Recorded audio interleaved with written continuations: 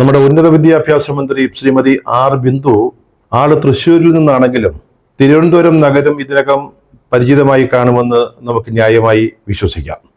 ഇനി അതല്ലെങ്കിൽ കൂടി ജവഹർ നഗർ നന്നായിട്ട് അറിയാം. കാരണം ഈ മന്ത്രിമന്ദിരങ്ങളുടെയൊക്കെ സമീപത്താണ് ഈ ജവഹർ നഗർ. അവിടെയാണ് ശ്രീ TP ശ്രീനിവാസൻ താമസിക്കുന്നത്. അദ്ദേഹം ഒരു IFS ഉദ്യോഗസ്ഥനായിരുന്നു. നമ്മുടെ വിദേശകാര്യ വകുപ്പിൽ ദീർഘകാലം പ്രവർത്തിച്ചു. വിവിധ രാജ്യങ്ങളിൽ ഇന്ത്യയുടെ സ്ഥാനപതിയായിട്ട് പ്രവർത്തിച്ചു. പിന്നീട് കഴിഞ്ഞ UDF സർക്കാരിൻ്റെ കാലത്ത് അദ്ദേഹം ഉന്നത വിദ്യാഭ്യാസ കൗൺസിലിൻ്റെ വൈസ് ചെയർപേഴ്സൺ ആയിരുന്നു. അദ്ദേഹം ആ സ്ഥാനത്തിരിക്കുമ്പോഴാണ് കോവളത്ത് 2016 ജനുവരിയിൽ ഒരു ആഗോള വിദ്യാഭ്യാസ സംഗമം നടക്കുന്നു. അന്ന് ഈ ഉമ്മൻചാണ്ടി സർക്കാർ കേരളത്തിൽ സ്വകാര്യ സർവകലാശാലകൾ അനുവദിച്ചാൽ അതെങ്ങനെയാവും എന്നൊക്കെ പഠിച്ചുകൊണ്ടിരിക്കുന്ന സമയമാണ്. ഈ വിദ്യാഭ്യാസ സംഗമത്തിൽ ഇതൊരു പ്രധാനപ്പെട്ട ചർച്ചാ വിഷയമായിരുന്നു. സ്വകാര്യ സർവകലാശാലകൾ കേരളത്തിൽ അനുവദിക്കാമോ എന്നുള്ളത്. അന്ന് SFI അതിനെതിരെ വലിയ സമരമാണ്. SFI എന്ന് പറഞ്ഞാൽ അങ്ങയുടെ പാർട്ടിയുടെ വിദ്യാർത്ഥി സംഘടന, കേരളം ഇതുവരെ കണ്ടതിൽ ഏറ്റവും വലിയ വിപ്ലവ സംഘടന. അവർ സമരത്തില. ഈ വിദേശ സർവകലാശാലകൾ വല്ലതും കേരളത്തിൽ കാലുകുത്തിയാൽ മുട്ടുതല്ലി ഓടിക്കും, അല്ലെങ്കിൽ അതിനെ അനുവദിക്കില്ല എന്നുള്ള മുദ്രാവാക്യം മുഴക്കിക്കൊണ്ട് അവർ സമരത്തില. അപ്പോഴാണ് ഈ കോവളത്ത് ആഗോള വിദ്യാഭ്യാസ സംഗമം നടക്കുന്നത്. അതിൻ്റെ പ്രധാന സംഘാടകൻ ശ്രീ TP ശ്രീനിവാസനായിരുന്നു. അദ്ദേഹം അവിടേക്ക് എത്തുന്ന സമയത്ത് ആ സമ്മേളനത്തിനായിട്ട് SFIക്കാരെ മുദ്രാവാക്യം വിളികളുമായിട്ടൊക്കെ അവിടെ നിൽക്കുക. അദ്ദേഹം കാറ് നിർത്തി പുറത്തേക്ക് ഇറങ്ങുമ്പോൾ ഒരു ഉശിരൻ SFI സഹാവ് മിടുമിടുക്കൻ അദ്ദേഹം നേരെ പാഞ്ഞു ചെന്ന് അദ്ദേഹത്തെ കരണത്തടിച്ച് വീഴ്ത്തി. അന്ന് DYFIയുടെ പ്രധാന നേതാവ് പറഞ്ഞത് SFIക്കാർ കൂട്ടം കൂടി നിൽക്കുന്നിടത്ത് ചെന്നാൽ ഇങ്ങനെയൊക്കെ സംഭവിക്കും, അടി കിട്ടും എന്നാണ്. എന്തായാലും അന്ന് ഈ വിദ്യാഭ്യാസ സംഗമത്തിലും മറ്റ് വിവിധ വേദികളിലും ചർച്ച ചെയ്തിരുന്ന സ്വകാര്യ സർവകലാശാല ഇന്നിപ്പോൾ കേരളത്തിലേക്ക് വരിക. അത് അനുവദിച്ചുകൊണ്ടുള്ള ബില്ല്, അതിന് മന്ത്രിസഭ ഇന്നലെ ഒരു പ്രത്യേക സമ്മേളനം ചേർന്ന് അംഗീകാരം നൽകി കഴിഞ്ഞു. അപ്പോൾ സ്വാഭാവികമായിട്ടും ഈ നിയമസഭാ സമ്മേളനത്തിൽ തന്നെ ഈ ബില്ല് അവതരിപ്പിച്ച് പാസ്സാക്കും എന്നാണ് നമ്മുടെ ബിന്ദു മന്ത്രി പറഞ്ഞിരിക്കുന്നത്. അപ്പോൾ ഒരു കാര്യം ചെയ്യണം, ഈ ബില്ല് അവതരിപ്പിക്കുന്ന ദിവസം ഞാൻ നേരത്തെ പറഞ്ഞ ജവഹർ നഗറിലേക്ക് ചെല്ലണം, TP ശ്രീനിവാസന്റെ വീട്ടിലേക്ക്. അപ്പൊ കൂടെ രണ്ടുപേരെ കൂടെ കൂട്ടണം, അന്നത്തെ SFIയുടെ സംസ്ഥാന സെക്രട്ടറിയെയും സംസ്ഥാന പ്രസിഡന്റിനെയും. എൻ്റെ ഓർമ്മ ശരിയാണെങ്കിൽ ഇപ്പോഴത്തെ MLA M വിജിനാണ് അന്ന് SFIയുടെ സെക്രട്ടറി. 2 തവണ MLA ആകാൻ ശ്രമിച്ച് പരാജയപ്പെട്ട് ജെയ്ക്ക് തോമസ് ആണ് പ്രസിഡന്റ്. ഇതെന്റെ ഓർമ്മയിൽ നിന്ന് പറയുന്നതാണ്, തെറ്റുണ്ടെങ്കിൽ ക്ഷമിക്കണം. അല്ലെങ്കിൽ ആരാണോ വന്ന സെക്രട്ടറിയും പ്രസിഡന്റുമായിരുന്നത് അവരെ കൂടെ കൂട്ടണം. അവർക്ക് ഈ ഗേറ്റ് കടന്ന് അകത്തോട്ട് കടക്കാൻ ശ്രീനിവാസനെ ഒന്ന് മുഖാമുഖം കാണുന്നതിന് ഒരു നേരിയ ലജ്ജ കാണും. പക്ഷെ മന്ത്രി ലജ്ജിക്കേണ്ട കാര്യമില്ല, മന്ത്രിമാർക്ക് അങ്ങനെ ലജ്ജ ആവശ്യമില്ല. എന്നിട്ട് നിർബന്ധിച്ച് അവരെ കൂടെ കൊണ്ടുപോയി നമ്മുടെ ശ്രീനിവാസനോട് മാപ്പ് പറയണം. അന്ന് തല്ലിയതിന് മാത്രമല്ല, 10 വർഷം മുമ്പ് കേരളത്തിൽ സ്വകാര്യ സർവകലാശാലകൾ വരാനുള്ള ഒരു സാഹചര്യം അടച്ചതിന്, അന്നത്തെ വിദ്യാർത്ഥികളുടെ ഭാവി തകരാറിലാക്കിയതിന് ഒരു മാപ്പങ്ങ് പറയണം. എന്നിട്ട് വന്നിട്ട് അന്തസ്സായിട്ട് നിങ്ങൾ ബില്ല് അവതരിപ്പിക്കാം. പക്ഷെ അതിനു മുമ്പ് കേരളത്തോട് മാപ്പ് പറയണം. ഇങ്ങനെ നിരന്തരം എന്നോണം ഓരോ പരിഷ്കാരങ്ങളെയും സമരം ചെയ്ത് പൊളിക്കുകയും തകർക്കുകയും ചെയ്തിട്ട് തിരിച്ച് അധികാരത്തിൽ വരുമ്പോൾ അത് വീണ്ടും മറ്റു പേരുകളിൽ അല്ലെങ്കിൽ മറ്റ് നിർവചനങ്ങളോടുകൂടി നടപ്പാക്കുന്നതിന് കേരള ജനത അത്ര പൊട്ടന്മാരൊന്നുമല്ല. അവരോടും കൂടി ഒരു മാപ്പ് പറഞ്ഞാൽ നന്നായിരിക്കും. നമ്മുടെ KM മാണി ഉണ്ടല്ലോ, അദ്ദേഹം എനിക്ക് തോന്നുന്നു കേരളത്തിൽ ഏറ്റവും കൂടുതൽ ബജറ്റുകൾ അവതരിപ്പിച്ച ആളാണ്. അദ്ദേഹം ഓരോ ബജറ്റും അവതരിപ്പിക്കുന്നതിന് മുമ്പ് ഈ ബജറ്റ് രേഖകൾ അടങ്ങുന്ന സൂട്ട് കേസുമായി PMGയിലെ ലൂർദ് പള്ളിയിൽ പോയി പ്രാർത്ഥിക്കുമായിരുന്നു. പ്രാർത്ഥിച്ചിട്ടേ അദ്ദേഹം നിയമസഭയിലേക്ക് വരികയുള്ളൂ. ഒരൊറ്റ സന്ദർഭത്തിൽ മാത്രമാണ് ആ പതിവ് മുടങ്ങിപ്പോയത്. നിങ്ങളുടെ സഖാക്കളെ നിയമസഭ ഒരു യുദ്ധക്കളമാക്കി മാറ്റിയ ഒരു സമയമുണ്ടല്ലോ. KM മാണിയുടെ ജീവിതത്തിലെ ഏറ്റവും വലിയ അപമാനം സഹിച്ച ഒരു ദിവസം, ഒരു ബജറ്റ് അവതരണ വേള, അന്നൊഴികെ എല്ലാ തവണയും അദ്ദേഹം ലൂർദ് പള്ളിയിൽ പോയിട്ടാണ് പ്രാർത്ഥിച്ചിട്ടാണ് ബജറ്റ് അവതരിപ്പിക്കാൻ വരിക. അങ്ങനെ നിങ്ങൾ അപമാനിച്ച KM മാണിയുടെ മകനെ നിങ്ങൾ കൂടെ കൂട്ടി, നിങ്ങളുടെ കഴിവ് സമ്മതിച്ചു, അംഗീകരിക്കുന്നു. ഇത് KM മാണിയുടെ ഒരു പ്രാർത്ഥനയായിരുന്നു. ഒരു ബജറ്റ് അവതരിപ്പിക്കുന്നു, അതുപോലെ കാര്യങ്ങളൊക്കെ നടക്കണം, കേരളം നന്നായിട്ട് പോകണം എന്നുള്ളൊരു പ്രാർത്ഥന. ഇവിടെയും ഈ ശ്രീനിവാസനോടുള്ള മാപ്പ് ചോദിക്കല് ഒരു പ്രാർത്ഥനയായി കണ്ടാൽ മതി. ഈ സ്വകാര്യ സർവകലാശാല സംബന്ധിച്ച നീക്കങ്ങൾക്ക് ഒരു ചരിത്രമുണ്ട്, വലിയ പഴക്കമുള്ളതൊന്നുമല്ല. 2011 അന്ന് UDF ഇതിനെപ്പറ്റി സംസാരിച്ചു തുടങ്ങിയതാ. 2016 ആയപ്പോഴേക്കും അതിനൊരു രൂപരേഖ തയ്യാറായി. നമ്മുടെ ഡോക്ടർ സിറിയക് തോമസ്, മുൻ വൈസ് ചാൻസലറൊക്കെയാണ്, വിദ്യാഭ്യാസ വിദഗ്ധനാണ്, അദ്ദേഹമാണ് ഈ റിപ്പോർട്ട് തയ്യാറാക്കിയത്. പക്ഷെ അതിനെതിരായിട്ട് അന്ന് ഇടതുപക്ഷ പാർട്ടികളും SFIയും DYFIയും ഒക്കെ വലിയ ശക്തമായ സമരങ്ങളാണ് സംഘടിപ്പിച്ചത്. അപ്പോഴേക്ക് ആ ഗവൺമെന്റിന്റെ കാലാവധി കഴിഞ്ഞു. പിന്നീട് വന്ന LDF ഗവൺമെന്റ് ആ റിപ്പോർട്ട് അത് പരിഗണിച്ചേയില്ല. അതേതോ അലമാരിയിലെ പൊടി പിടിച്ച് കിടക്കുകയായിരുന്നു. അതാണ് മന്ത്രി മാഡം നിങ്ങളിപ്പോഴ് പൊടി തട്ടിയെടുത്തിരിക്കുന്നത്. കൊച്ചു കൊച്ചു ചില്ലറ വ്യത്യാസങ്ങളൊക്കെ വരുത്തിയിട്ടുണ്ടാവും. അന്ന് നിങ്ങൾ എതിർത്ത സ്വകാര്യ സർവകലാശാലകളെയാണ് നിങ്ങളിപ്പോഴ് ചുവപ്പ് പരവതാനി വിരിച്ച് കേരളത്തിലേക്ക് കൊണ്ടുവരുന്നത്. അതിനെപ്പറ്റി മാഡം പറഞ്ഞ എന്താ? അതായത് നവവിദ്യാർത്ഥികൾക്ക് അവരുടെ വിദ്യാഭ്യാസം സംബന്ധിച്ച പ്രതീക്ഷകള് സാക്ഷാത്കരിക്കുന്നതിന് വലിയ മാറ്റം കുറിക്കും ഈ സ്വകാര്യ സർവകലാശാലകൾ എന്നാണ്. ഈ 2016 വിദ്യാർത്ഥികൾക്ക് ഇതുപോലെ സ്വപ്നങ്ങൾ ഉണ്ടായിരുന്നു. അന്ന് അവര് നവവിദ്യാർത്ഥികളായിരുന്നു. അവരിതുപോലെ ആഗ്രഹങ്ങൾ വെച്ചു പുലർത്തിയിരുന്നവരാ. അതിനെയൊക്കെ തല്ലിക്കെടുത്തിയിട്ടാണ് നിങ്ങൾ ഈ 9 വർഷത്തിന് ശേഷം ഈ സ്വകാര്യ സർവകലാശാല ബില്ലുമായിട്ട് വരുന്നത്. മന്ത്രി മാഡം അങ്ങ് തന്നെ പറഞ്ഞൊരു കാര്യം, അതായത് ഇപ്പോൾ രാജ്യത്തെ ഏതാണ്ട് എല്ലാ സംസ്ഥാനങ്ങളിലും സ്വകാര്യ സർവകലാശാലകൾ വന്നു കഴിഞ്ഞു എന്ന്. ശരിയാ, കേരളത്തിൽ അത് 10 വർഷങ്ങൾക്ക് മുമ്പ് വരുമായിരുന്നു. നിങ്ങളതിനെ എതിർത്തില്ലായിരുന്നുവെങ്കിൽ, നിങ്ങൾ അതിനെതിരെ യുദ്ധം നടത്തിയില്ലായിരുന്നു എങ്കിൽ. ഇപ്പോൾ നിങ്ങളുടെ സർക്കാർ, LDF സർക്കാർ വലിയ തിടുക്കത്തിലാണെന്ന് തോന്നുന്നു. പെട്ടെന്ന് സ്വകാര്യ സർവകലാശാലകളുടെ എത്തണമെന്ന ആഗ്രഹം, അതിന്റെ കാരണം നമുക്ക് അറിഞ്ഞുകൂടാ. ഈ ബ്രവറീസ് ഒക്കെ വന്നതുപോലെയാണോ? അതായത് 1999 തീരുമാനിച്ചതായി ഇനി സ്വകാര്യ മദ്യനിർമ്മാണശാലകൾ വേണ്ടെന്ന്. പിന്നീട് നയത്തിൽ ഒരു വാചകം തിരുത്തി പുതിയ മദ്യനിർമ്മാണശാലകളെ നമ്മൾ ക്ഷണിച്ചുകൊണ്ടുവരിക, അതെ, ഇൻവൈറ്റ് ചെയ്തുകൊണ്ടുവരിക ഇവിടെ ചാരായം ഉൽപ്പാദിപ്പിക്കുന്നതിന്. അപ്പൊ അതുപോലെയാണോ ഇതും? അതായത് ഈ സ്വകാര്യ സർവകലാശാലകളെ കൊണ്ടുവരുന്നതിന്റെ പിന്നിലെ തിടുക്കം. ഇനി പിന്നിൽ എന്തെങ്കിലും ഇടപാടുകളോ എന്തെങ്കിലും ഉണ്ടോ എന്ന് നമുക്ക് അറിഞ്ഞുകൂടാ. എന്തായാലും ഈ സ്വകാര്യ സർവകലാശാല എന്ന ആശയം വന്നപ്പോഴേ CPI എതിർത്തതാ. അപ്പൊ വെള്ളിയാഴ്ച ഒരു ചർച്ച നടത്തി. അതായത് CPMന്റെ ഭാഗത്തു നിന്ന് മന്ത്രിമാരായ R ബിന്ദു, P രാജീവ്, CPIയുടെ ഭാഗത്തു നിന്ന് K രാജൻ, പ്രസാദ്, ഇവരെ കൂടി ഒരു ചർച്ച നടത്തി. ചില ധാരണകളൊക്കെ ഉണ്ടായി. അതിന്റെ പുറത്താണ് ഇന്നലെ ഒരു അടിയന്തരമായിട്ട് പ്രത്യേക മന്ത്രിസഭാ യോഗം ചേർന്ന് ഈ ബില്ലിന് അംഗീകാരം കൊടുത്തിരിക്കുന്നത്. അപ്പൊ CPI അവിടെ ഒരു ഡിമാൻഡ് വെച്ചു. ഈ ബില്ലിന്റെ കരട് രൂപത്തിൽ ഉണ്ടായിരുന്നൊരു വ്യവസ്ഥ, കേരളത്തിൽ സ്ഥാപിക്കുന്ന എല്ലാ സ്വകാര്യ സർവകലാശാലകളുടെയും തലപ്പത്ത് വിസിറ്റർ എന്ന പദവിയിൽ കേരളത്തിലെ ഉന്നത വിദ്യാഭ്യാസ മന്ത്രി ഉണ്ടായിരിക്കും എന്നാണ്. അതിനെ അങ്ങ് എതിർത്തു. വിസിറ്റർ വേണ്ട. വിസിറ്റർ കുറെ അധികാരങ്ങളൊക്കെ ഉണ്ട്. അതായത് അദ്ദേഹത്തോട് ആലോചിച്ചിട്ട് മാത്രമേ VCയും മറ്റും തീരുമാനിക്കാൻ പറ്റൂ. അത്തരത്തിലുള്ള റോള് നേരത്തെ വിഭാവന ചെയ്തിരുന്ന ഈ വിസിറ്റർ പദവിക്കുണ്ട്.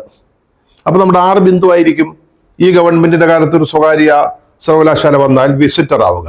അതിനെ അങ്ങ് തകർത്തു, പൊളിച്ചു, ശക്തമായിട്ട് അങ്ങ് എതിർത്തു. അതിന് CPI ഒരു ന്യായം കൊണ്ടുവന്നു. ബുദ്ധിയുള്ള ഒരു നീക്കമായിരുന്നത് കേട്ടോ. അവര് പറഞ്ഞു, ഈ സ്വകാര്യ സർവകലാശാലയുടെ പ്രവർത്തനങ്ങളിലൊക്കെ എന്തെങ്കിലും കുഴപ്പം വന്നാൽ അതിന്റെ തലപ്പത്തിരിക്കുന്നത് ഉന്നത വിദ്യാഭ്യാസ മന്ത്രി ആയതുകൊണ്ട് അതിന്റെ എല്ലാം പാപഭാരം ഗവൺമെന്റിന്റെ തലയിൽ വരും. CPM അത് സമ്മതിച്ചു. അത് വിശ്വസിച്ചിട്ടൊന്നും അല്ല. എങ്ങനെയെങ്കിലും ഈ ബില്ലൊന്ന് മന്ത്രിസഭയിൽ നിന്ന് പാസ്സാക്കിയെടുക്കണം. അതങ്ങ് സമ്മതിച്ചു കൊടുത്തു. വിസിറ്റർ പദവി വേണ്ട. നമ്മുടെ മന്ത്രിമാടം ഒന്ന് ആഗ്രഹിച്ചതാ. ഈ നിലവിലെ സർവകലാശാലകളിലെ ചാൻസലർ പദവിയിൽ നിന്ന് ഗവർണറെ മാറ്റാനൊരു ശ്രമം നടത്തി. അത് പരാജയപ്പെട്ടു പോയല്ലോ. ആ ബില്ല് വെളിച്ചം കണ്ടുപോലുമില്ല. നിയമസഭ പാസ്സാക്കി വിട്ടതാ. പക്ഷെ അതിന് പകരമായിട്ട് ഇനി സ്വകാര്യ സർവകലാശാലകൾ വരുമ്പോഴേ അതിന്റെ വിസിറ്ററായിട്ട് ഒന്നിരിക്കാം. എന്ന് വെച്ചാൽ നമ്മളെ യാത്ര ചെയ്യുമ്പം ഒരു സ്വകാര്യ സർവകലാശാലയുടെ പടിക്കൽ കൂടെ പോവുകയാണെങ്കിൽ അവിടെ കയറി ഒന്ന് വിസിറ്റ് ചെയ്ത് പോരാം എന്നൊക്കെ വിചാരിച്ചതാ. പക്ഷെ CPIക്കാരന്മാര് അത് സമ്മതിച്ചില്ല. അവർ പക്ഷെ വേറൊരു ഡിമാൻഡോടെ വെച്ചായിരുന്നു. അതായത് മെഡിക്കൽ എഞ്ചിനീയറിംഗ് മേഖലകളിലുള്ള കോഴ്സുകളൊക്കെ ഇവിടെ തുടങ്ങാം വരാൻ പോകുന്ന അല്ലെ നിർദ്ദിഷ്ട സ്വകാര്യ സർവകലാശാലയിൽ. അതുപോലെ കൃഷി, മൃഗസംരക്ഷണം മുതലായ വിഷയങ്ങളുമായി ബന്ധപ്പെട്ട് കോഴ്സ് തുടങ്ങുകയാണെങ്കിൽ അല്ലെങ്കിൽ സർവകലാശാലകൾ വരികയാണെങ്കിൽ അതിന് ഈ വകുപ്പുകളുടെ ഒരു അനുമതി വേണമെന്ന്, കൃഷി മൃഗസംരക്ഷണ വകുപ്പുകളുടെ അനുമതി വേണം എന്ന്. അപ്പൊ അവർ വിചാരിച്ചെന്താ അറിയോ, ഈ കൽപ്പാന്ത കാലത്തോളം കേരളത്തില് LDF ഭരിക്കുമെന്നും ആ സമയത്തൊക്കെ മൃഗസംരക്ഷണ വകുപ്പിന്റെയും കൃഷി വകുപ്പിന്റെയും ഒക്കെ ചുമതല CPIക്ക് ആയിരിക്കുമെന്നുമാണ്. എന്തോ ഒരു പൊട്ടൻ ചിന്തയാണ് ഇതൊക്കെ എന്ന് നമുക്ക് മനസ്സിലാകുന്നില്ല. ഇതൊക്കെ കാലാകാലങ്ങളിൽ പുതിയ സർക്കാരുകൾ വരും, പുതിയ മന്ത്രിമാർ വരും, പല പാർട്ടികളെ ഈ വകുപ്പുകൾ ഭരിച്ചു എന്ന് വരാം. അപ്പോഴാണ് ഇങ്ങനൊരു നിബന്ധന വേണമെന്ന്. ഇപ്പോ CPIയുടെ കയ്യിലാണ് ഈ വകുപ്പുകൾ. അതുകൊണ്ട് അവരുടെ ഒരു അനുമതി, CPIയുടെ അനുമതി കൂടി വേണമെന്നുള്ള മട്ടിൽ. ഇനി അതുകൊണ്ടാണോ അതോ ഈ സർക്കാരിന്റെ കാലത്ത് പുതിയ സർവകലാശാലകൾ വരികയും അവിടെ മൃഗസംരക്ഷണം, കൃഷി സംബന്ധിച്ച വിഷയങ്ങളിൽ എന്തെങ്കിലും കോഴ്സുകൾ ഉണ്ടാവുകയും ചെയ്താൽ വല്ലതും തരപ്പെടുമോ എന്ന് വിചാരിച്ചിട്ടാണോ എന്ന് അറിഞ്ഞുകൂടാ. പക്ഷെ ഏതായാലും ആ നീക്കം CPM സമ്മതിച്ചില്ല. പക്ഷെ വിസിറ്ററെ ഒഴിവാക്കണം എന്ന ആവശ്യം അവർ അംഗീകരിച്ചു. ഈ ബില്ല് മുഴുവനായിട്ട് വായിച്ചിട്ടില്ല കേട്ടോ, അതിൻ്റെ കിട്ടിയ വിശദാംശങ്ങൾ വെച്ചുകൊണ്ട് പറയുക. ഈ ബില്ലിൽ ഏറ്റവും ഇഷ്ടപ്പെട്ട ഒരു കാര്യം എന്ന് പറയുന്നത് നിയമനത്തിൻ്റെയും ഫീസിൻ്റെയും കാര്യത്തിൽ സർക്കാരിന് യാതൊരു നിയന്ത്രണവുമില്ല. അതായത് ധാരാളം സർവകലാശാലകൾ വരും. ഇപ്പൊ ക്രൈസ്റ്റ് യൂണിവേഴ്സിറ്റി ഇങ്ങോട്ട് നോട്ട വിട്ടിട്ടുണ്ട്, അസീം പ്രേംജിയുടെ സർവകലാശാല, അമിറ്റി, അതുപോലെ തന്നെ മണിപ്പാൽ അക്കാദമി, ഇവരൊക്കെ കേരളത്തിലേക്ക് സ്വകാര്യ സർവകലാശാലകളുമായി വരാൻ താല്പര്യപ്പെട്ട് നിൽക്കുക. പക്ഷെ ആ നിയമനങ്ങളൊക്കെ അവർ തീരുമാനിക്കും. നമ്മുടെ നിയമങ്ങളൊന്നും അവിടെ ഉണ്ടാവില്ല. PSCക്ക് ആ റോൾ ഉണ്ടാവില്ല. ടെസ്റ്റ്, ഇന്റർവ്യൂ അതൊന്നും വേണമെന്നില്ല, അവർ തീരുമാനിക്കും. അതൊക്കെ അപ് ടു ദം. അതുപോലെ ഫീസ് അവർ തീരുമാനിക്കുന്നതാണ്. ക്രൈസ്റ്റിന്റെ ഫീസ് അവർ, അമിറ്റിയുടെ ഫീസ് അവർ, മണിപ്പാലിന്റെ ഫീസ് അവർ. ആ ഒരു വ്യവസ്ഥയാണ് ഇതിലേറ്റവും പ്രധാനപ്പെട്ടത്. കേരളത്തിലെ സാധാരണക്കാരായ പാവപ്പെട്ടവരായ വിദ്യാർത്ഥികൾക്കൊക്കെ പ്രയോജനം ചെയ്യുന്ന ഒരു വകുപ്പ് അതാണ്. അത് ശ്രദ്ധിക്കണം. പക്ഷെ ഈ എപ്പിസോഡിലെ ഒരു പ്രധാന കഥാപാത്രത്തെ നമ്മൾ കാണുന്നേ ഇല്ല. SFI രണധീരരായ വിപ്ലവകാരികൾ വിദ്യാഭ്യാസ രംഗത്ത് പ്രതിലോമപരമായ ഒരു നയം പോലും അംഗീകരിക്കില്ല എന്ന് സർക്കാരുകളെ വെല്ലുവിളിച്ചുകൊണ്ടിരുന്ന SFI ഇന്നലെ മന്ത്രിസഭയുടെ ഈ തീരുമാനം അറിഞ്ഞ പാടെ തലയിൽ മുണ്ടിട്ട് കിടന്നതാ. ഒരെണ്ണം ഇതുവരെ എഴുന്നേറ്റിട്ടില്ല, ഒരെണ്ണത്തിന്റെ മുഖം കണ്ടിട്ടില്ല. അവർക്ക് എന്താണ് ഈ പുതിയ നിയമത്തിനെ പറ്റി പറയാനുള്ളത് അറിയാനൊരു താല്പര്യമില്ലേ? വിദ്യാഭ്യാസ രംഗത്ത് എത്രയെത്ര പരിഷ്കാരങ്ങൾക്കെതിരെ സമരം ചെയ്തവരാ. കേരളം കത്തിച്ചവരല്ലേ SFI, വിപ്ലവകാരികളല്ലേ. വേണ്ടി വന്നാൽ തിരുവനന്തപുരം നിശ്ചലമാക്കുമെന്ന് പറഞ്ഞത് ആരാ? SFIയുടെ സംസ്ഥാന സെക്രട്ടറി സഖാവ് ആർഷോ തിരുവനന്തപുരത്തെ നിശ്ചലമാക്കുമെന്ന് വെല്ലുവിളിച്ചത് അന്ന് പിണറായിയാണ് ഇവിടെ ഭരിക്കുന്നത്. ഞങ്ങൾ വേണ്ടി വന്നാൽ തിരുവനന്തപുരം തലസ്ഥാന നഗരം നിശ്ചലമാക്കുമെന്ന്. എത്രയെത്ര സമരങ്ങൾ ഈ സംഘടന നടത്തിയതാ. പ്രീ ഡിഗ്രി ബോർഡിനെതിരെ സമരം ചെയ്തു. അവസാനം CPM വന്നപ്പോൾ +2 എന്ന പേരിൽ അത് അതേപോലെ നടപ്പാക്കി. കേരള സർവകലാശാലയിൽ ഒരു വിളനിലമെന്ന് പറയുന്ന ഒരു VC വന്നു. അദ്ദേഹത്തിന് എല്ലാ യോഗ്യതകളും ഉണ്ടായിരുന്നു. പക്ഷെ അദ്ദേഹത്തിന്റെ CV-യിൽ കൊടുത്ത ഒരു ആലങ്കാരിക ബിരുദം, അതിൻ്റെ സാങ്കത്യം, അത് ശരിയോ തെറ്റോ എന്ന് ചോദിച്ചുകൊണ്ട് കേരളം കത്തിച്ചതാ ഈ SFIക്കാര്. ഓർമ്മയുണ്ടോ? അതുപോലെ സ്വാശ്രയ വിദ്യാലയങ്ങൾക്കെതിരായിട്ട് എന്തോ ഒരു സമരമായിരുന്നു. എന്തൊക്കെയാണ് കാട്ടിക്കൂട്ടിയത്. ഇപ്പൊ നമ്മുടെ മുൻ ഗവർണർ അരിഫ് മുഹമ്മദ് ഖാൻ, അദ്ദേഹത്തെ ചാൻസലർ പദവിയിൽ നിന്ന് മാറ്റണമെന്ന് പിണറായി വിജയൻ ഒരു പൂതി, അങ്ങനെ ഒരു ബില്ല് പാസ്സാക്കി അയച്ചു. പുള്ളിക്കാരത് കൊട്ടയെ കളഞ്ഞു. അത് മാത്രമല്ല, സെനറ്റിലേക്ക് കുറച്ച് ആളുകളെ ഗവർണർക്ക് നിയമിക്കാം. അത് അദ്ദേഹത്തിന്റെ വിവേചനാധികാരമാണ്. ഇതുവരെയുള്ള ഗവർണർമാരൊക്കെ ഭരിക്കുന്ന പാർട്ടിയോട് ചോദിച്ചിട്ട് ഇതൊക്കെ ചെയ്തത്. രാംദുലാരി സിൻഹ പണ്ട് നായനാർ മുഖ്യമന്ത്രി ആയിരിക്കുമ്പോൾ അവരുടെ ഇഷ്ടപ്രകാരം കുറച്ചുപേരെ നിയമിച്ചു. അന്ന് ഗവർണർക്കെതിരായിട്ട് ഒരു ശാസന പ്രമേയം കൊണ്ടുവന്നതാ CPM. അപ്പൊ ഇവിടെ അരിഫ് മുഹമ്മദ് ഖാനെ റോഡിൽ പോലും തടഞ്ഞു. അദ്ദേഹം കാറിൽ നിന്ന് ഇറങ്ങി SFIക്കാരുമായിട്ട് മുഖാമുഖം ഏറ്റുമുട്ടുന്ന ഒരു സാഹചര്യം ഉണ്ടായി. അതിനുമുമ്പ് സ്വാശ്രയ കോളേജ് സമരം നടക്കുന്ന സമയത്ത് ഒരു പെൺകുട്ടി തിരുവനന്തപുരത്ത് ഒരു ബഹുനില കെട്ടിടത്തിന്റെ മുകളിൽ നിന്ന് ചാടി ആത്മഹത്യ ചെയ്തു. അതിന്റെ പേരിൽ എന്തൊരു സമരമായിരുന്നു. നമ്മൾ ഈ സ്വാശ്രയ വിദ്യാലയങ്ങൾക്കെതിരായിട്ടുള്ള സമരങ്ങളെ കുറിച്ച് ഒരിക്കലും മറക്കില്ല. മറ്റു പല സമരങ്ങളും നമ്മൾ മറന്നുപോകും. ഇതൊരിക്കലും നമുക്ക് മറക്കാൻ പറ്റില്ല. കാരണം അതിന്റെ പേരിലാണ് DYFIയുടെ 5 സഖാക്കൾ കൂത്തുപറമ്പിൽ വെടിയേറ്റ് മരിച്ചത്. അന്ന് MP രാഘവൻ സഹകരണ മന്ത്രിയാ. സഹകരണ മേഖലയിൽ പരിയാരത്ത് ഒരു സഹകരണ മെഡിക്കൽ കോളേജ് കൊണ്ടുവരാനുള്ള ഒരു നീക്കം ആരംഭിച്ചു അന്നത്തെ UDF സർക്കാർ. അതിനെതിരായിട്ട് MP രാഘവനെ തടഞ്ഞു കൂത്തുപറമ്പിൽ. അങ്ങനെ വെടിവെപ്പുണ്ടായി. 5 സഖാക്കള്, ധീര സഖാക്കള് വെടിയേറ്റ് മരിച്ചു വീണു. അതിലൊരു സഖാവ് പുഷ്പൻ, ദീർഘകാലം അദ്ദേഹം രോഗക്കിടക്കയിലായിരുന്നു. ഈ അടുത്ത കാലത്താണ് മരിച്ചത്. പുഷ്പനെ അറിയില്ലേ, ഞങ്ങളുടെ പുഷ്പനെ അറിയില്ലേ എന്നൊക്കെയുള്ള വിപ്ലവകാലങ്ങൾ എഴുതി നാട് നീളെ പാടി നടന്നു ഈ SFIക്കാരും DYFIക്കാരും. പ്രിയ SFIക്കാരാ, പ്രിയ DYFIക്കാരാ, നിങ്ങളിനി കൂത്തുപറമ്പ് രക്തസാക്ഷികളുടെ ശവകുടീരങ്ങളിൽ അല്ലെങ്കിൽ രക്തസാക്ഷി മണ്ഡപങ്ങളിൽ ഒരു പുഷ്പചക്രം അർപ്പിക്കുമ്പോൾ നിങ്ങളുടെ കൈകൾ വിറയ്ക്കില്ലേ? ലജ്ജ കൊണ്ട് നിങ്ങളുടെ തല കുനിഞ്ഞു പോവില്ലേ? നിങ്ങൾ ഈ പുതിയ നിയമത്തെ അനുകൂലിക്കുകയാണെങ്കിൽ, അതിനെതിരെ നിങ്ങൾ പോരാടാൻ തയ്യാറാവുന്നില്ലെങ്കിൽ, SFIയുടെ സംസ്ഥാന സെക്രട്ടറി ആർഷോ, അധ്യക്ഷ കുമാരി അനുശ്രീ, ഇവരെ കേരളം വെല്ലുവിളിക്കുക. ഞാനല്ല, കേരളത്തിലെ ജനങ്ങള്. നിങ്ങൾക്ക് ചങ്കൂറ്റമുണ്ടോ? ധൈര്യമുണ്ടോ? നിങ്ങളിൽ ഓടുന്നത് വിപ്ലവത്തിന്റെ ചൂടുള്ള രക്തമാണെങ്കിൽ ഈ നിയമനിർമ്മാണത്തിനെതിരെ SFIയും DYFIയും CPMഉം കാലാകാലങ്ങളിലായി എതിർത്തുകൊണ്ടിരുന്ന ഈ നിയമത്തിനെതിരെ അല്ലെങ്കിൽ ഈ നീക്കത്തിനെതിരെ ഒരു ചെറു സമരമെങ്കിലും, ഒരു ടോക്കൺ സമരമെങ്കിലും നടത്താൻ നിങ്ങൾക്ക് ധൈര്യമുണ്ടോ?